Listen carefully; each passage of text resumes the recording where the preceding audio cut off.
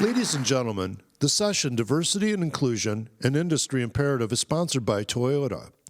Joining John McElroy on stage, please welcome Executive Director for the Center of Automotive Diversity, Inclusion and Advancement, Margaret Baxter. Chief Executive Officer of NYX, Sandhu. Group Vice President of Vehicle Development and Engineering for Toyota North America Research and Development, Kristen Tabar.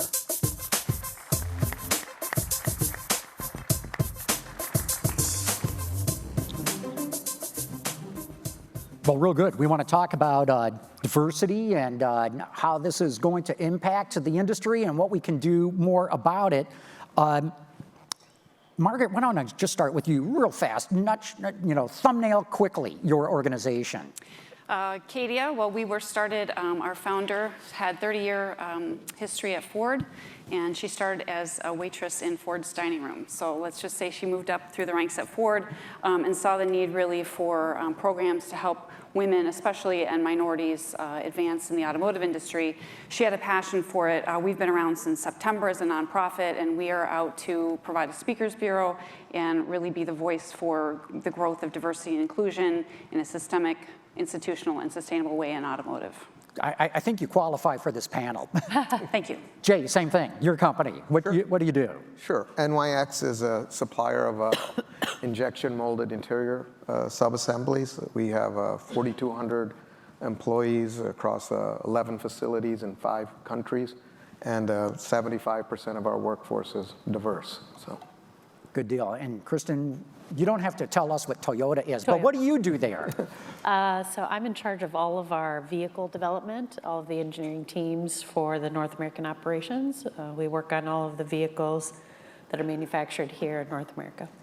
Real good. And explain your role on the panel here. What is Toyota's program or efforts in terms of diversity? So we have quite a few activities. It's a really important aspect of our business.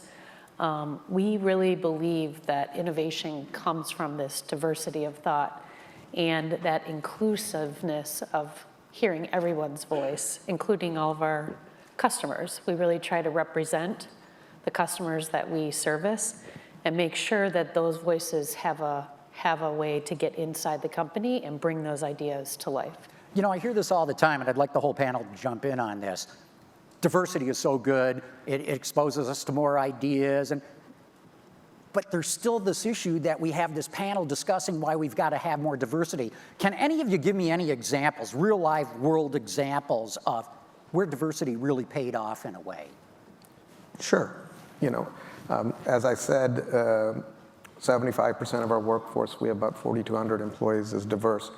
In our normal Michigan plants, we speak over 30 different languages. So you have to be inclusive, you have to accept diversity. Having that culture, when we open a new plant in Mexico or even rural Tennessee, we already have a kind of open-mindedness to different cultures. It's in our DNA that we're going to look at different cultures and accept them and not just come in with our own thoughts and beliefs and this is the way it has to be done. So I think to what Kristen was saying, when you have every culture comes at things slightly differently. And the more diversity you have in your management, in your workforce, it shows up in a lot of different ways, even in the practices that we do out on the floor. Okay, we know that there's still a big issue with it. Margaret, how would you advise companies on how they break down some of the barriers to a more accepting workforce? Sure. Well, in automotive, I think you really see the spectrum. There are companies that, like Toyota, that have really embraced it. They have a great diversity report. If you haven't looked at it, Toyota does a great job. And they have a systemic effort that really reaches across the entire company And they've done a really good job. There are other companies that really, it's about compliance. They haven't even started their, EEOC, is that the same thing? It's not. So, the first place, there's easy research you can do. When I was at Intiva Products, we started a diversity and inclusion committee. That's an easy way to start the conversation. It's not easy to do necessarily, but starting the conversation is really important. And then, there's a whole spectrum of things companies can and should be doing at an institutional level and at a person-to-person level. So a lot of it's cultural sensitivity, a lot of it's understanding what diversity and inclusion means, and it means companies need to really think about what is their philosophy. So do they even have a statement? Have they thought about what their goals are? So there are a lot of different resources to start. I mean, we're a resource, but there are many others out there as well, just to get started. And what we tell companies that really haven't started anything yet is it doesn't really matter where you start, just get going. Just get going. Kristen, Yeah. Toyota is so process-driven, which I so much respect about the company. What have you done to do more than just start the conversation going and make sure that it drives through the company? Yeah, quite honestly, it sounds easy to be supportive of diversity and inclusion, but it's anything but simple. So it really takes a lot of different pieces working together. I think it is a tone from the top in the leadership ranks. I think it's the grassroots efforts of our business partnering groups. We have those spread throughout the company. It gives those team members a way to raise up their ideas and their voices and show their capability to across the leadership ranks. I think it also involves listening to people who are much smarter than you. We've had a diversity advisory board for over 15 years, I believe. And these are experts from all across the industry that come in and help us, advise us, give us suggestions, help us tweak some of our programs. But again, it's about a lot of different aspects. It's really kind of the foundation of Toyota. It's our respect for people and continuous improvement. That's our basic mantra. And we really try to use that to build up some of these programs and to allow that diverse talent and those diverse ideas to come through. Jay, at your company, NYX, what have you guys done from a process standpoint to really help drive diversity? Sure. I think like what Kristen was saying, it is complex. It's not enough to just say things. You have to actually, if you're going to be all in on it, you have to walk the walk. And for us, it involves a lot of things, but I'll just use a few easy examples. So when you speak 30 different languages in a plant, it naturally brings forth some challenges, and especially in a manufacturing plant where the process is paramount of how we manufacture. So in pretty much every single one of our cells, there's a library that has the different languages that are spoken and the work instructions in those specific languages. So that's a very simple thing. And then the first 90 days is a buddy system of somebody from one culture working with somebody from the same culture, language, and things like that, explaining the way the cell works. Some of our cells, there's a library. Some of the newer cells, there's a menu on the computer. You just pick your language and everything translates to the language that you're working in. So, those things help. We invest a lot in English as a second language courses at the plant to make it easy before shifts, after shifts, weekends, which we pay for to help them assimilate and to get further along. I think the proof is, do the people stay and do you get better performance for us? And all our measurements are KPIs around productivity on the floor shows that diversity is actually a plus. Our turnover numbers are better than the industry average. Our attendance numbers are better than the industry average. So you have to invest the time and the efforts and the processes, but I think you reap real business benefits from it. Margaret, one of the things that Kristen mentioned was leadership. The people at the top really helping to drive this. What if you're at a company and your leadership doesn't have this as a priority? What should you do? I think that's a really good question. And what we've found is that the most effective way to start or to approach this is to have the leadership buy-in at the top. It's really important. And we've surveyed a lot of our members, we've surveyed companies, and they've said that's really one of the keys to success for any effort in diversity and inclusion is really having the C-suite on board, understanding and full force. That's not the case everywhere. And we've talked to companies where they need some help articulating the, why they should be talking about it at all. Is there an ROI? Is there a business case? Every company has a different currency when it comes to their motivations for D&I. Is it the right thing to do? I think so, but there's got to be a business case too, and tying that back to the business is really important. So it's not just a standalone project, it's really about the business, the continuity of the business and innovation. So we can help individuals figure out what those motivating conversations look like, and what will persuade people in the C-suite. It's a business necessity. It's really an imperative. And we find that when you start at the starting line and have these really difficult conversations, people will gain an understanding and will come on board. But what we've also found is a lot of people don't really understand. They feel like they ought to know what D&I means. They feel like they should because they've been around, but they don't. And so you have to create a safe space to have these conversations and let people ask the difficult questions like, well, we've had a women's group for a long time. Is that really important anymore? There are a lot of women in the industry. That's a fair question. There are answers to that, but those are fair questions, and we find that people are hesitant to ask them. So you have to give people, especially leaders, the opportunity to start at the beginning and really gain that deep understanding of why it's important and what it means, and ask those questions in a safe space. Did you? Yeah, I also was going to say, I think it has to be more than just the typical thing that we do, meaning, we live and breathe by schedules and targets and KPIs and numbers. Of course, those are one way to think about diversity and inclusion, but honestly, that's a very shallow way to think about it.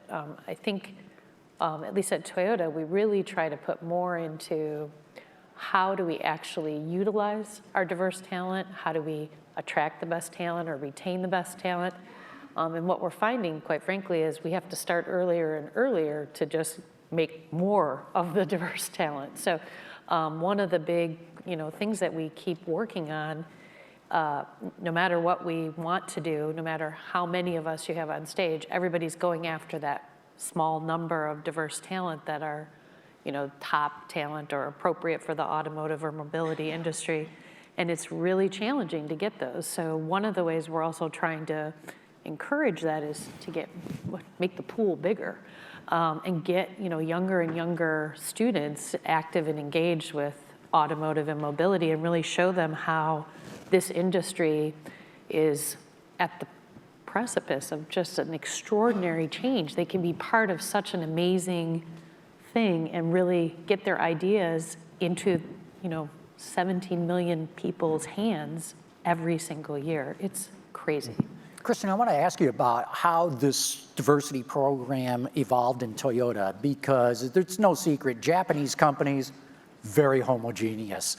And so I know that this came out of your US leadership. Mm-hmm.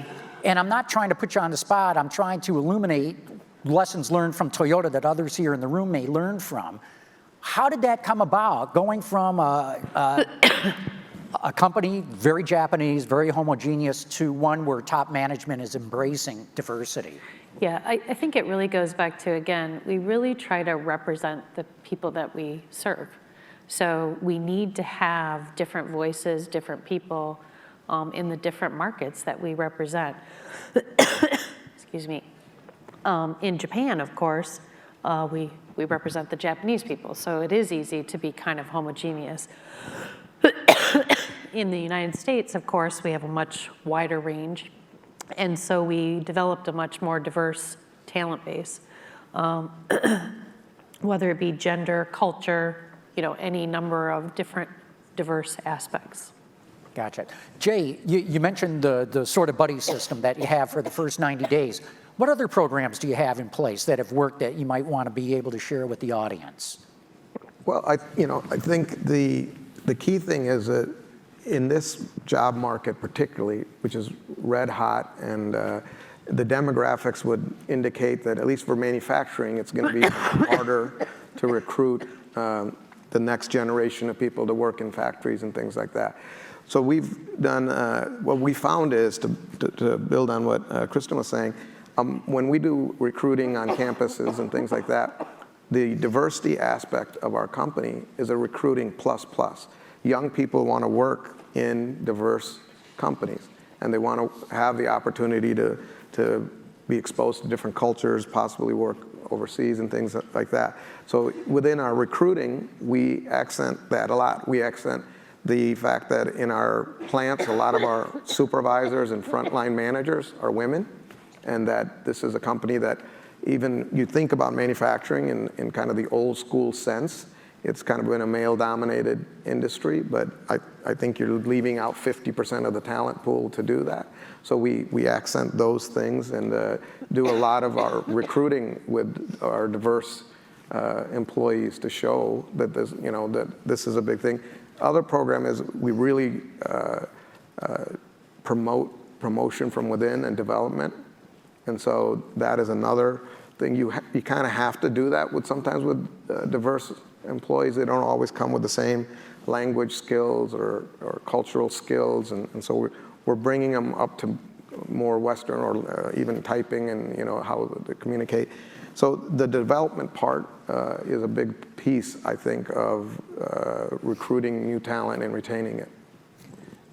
Margaret, it's picking up on what Jay was just talking about.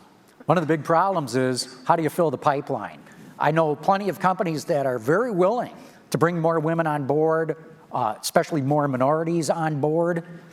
They're just not in the schools. They're not coming out of the schools. How do we fix the pipeline? Right, well, that's the chicken and egg, right? So I would submit, though, that we do need to be graduating more women, more minorities, more of everything in these technical fields. But I would also say that until we see numbers in this industry that match the graduation rates, we still have a gap. So I don't think that we can say there isn't enough of a pipeline. We're just not getting enough of those people. So yeah, we got to work on the pipeline, but we also have to work on the culture that we have in this industry. Are we welcoming? Do we offer the flexible things that people are looking for? Do we appeal to millennials? Do we appeal to zillennials? We may not, and we really need to fix those things. And that's where we've been asking the same group of people to fix those problems. We need to ask the people who we want to be in our companies to figure out the ways of fixing those problems. Some of it is that it is a bit of an old school culture and it may not appeal to everybody, but we just have to get more creative. So I agree there's a pipeline problem, but I don't quite buy that that's the issue. I think that there are other point. issues. And I love the term zillennial. I just learned a new word here today. Picking up on what Margaret just said, Kristen, how do you make sure that you get more of the pipeline going your way? Yeah, for us, I think one of the big issues that we face are there's some maybe, I'll say stigma to some of our jobs. I think that there's a lot of misunderstanding about for example, some of our manufacturing jobs or some of our dealership jobs. And so we've started a lot of different programs that reach out to students, not even going to a four-year university, but even a vocational school or community college, to try and help them understand that there's a lot of good jobs in automotive and mobility that are sustainable careers, and we have such a need for that type of skill set. So we have things like our M10, our military technician training, or our Toyota technician training. We have manufacturing technician training. All of these are trying to help people understand the opportunities that the automotive industry has and maybe dispel some of their misconceptions that, it's this dirty plant or, not such a interesting work or it's too routine. These are the products of the future, and being able to fix them, program them, reprogram them, and essentially build them is absolutely just as essential as designing and creating them from scratch. Jay, you got 1 minute. How would you advise the audience to go out and bring a more diverse workforce into their operations? 1 minute. 1 minute, I'm sorry. 1 minute thing. You know, I would say, talk to your employees and ask them what do they want to see out in terms of diversity and inclusion. You cannot just force feed it from the top and say this is another program that's coming from the top and you know, trust me, it'll be good. I think first you have to talk to your workforce and say, are you open to doing this? Here's why we feel that this is better for the company, better for our future. I think once you have that dialogue, and then you start saying from the ground up, where are places where we can be more diverse, more inclusive? Start there. Start with something and see if it is the success that you hoped it would be, and then build upon that success and do another program and another program. I think the idea of just kind of walking in and saying, like, this is another quality program, we're going to do this, and trust me, we'll be better for it, that's where we sometimes get in trouble. Real good. Excellent. You hit the time I gave you, too. I like what you're saying there. Start with something and then just start building from that. But with that, we're going to wrap this up. Margaret, Jay, Kristen, thanks so much. Ladies and gentlemen, please, warm round of applause.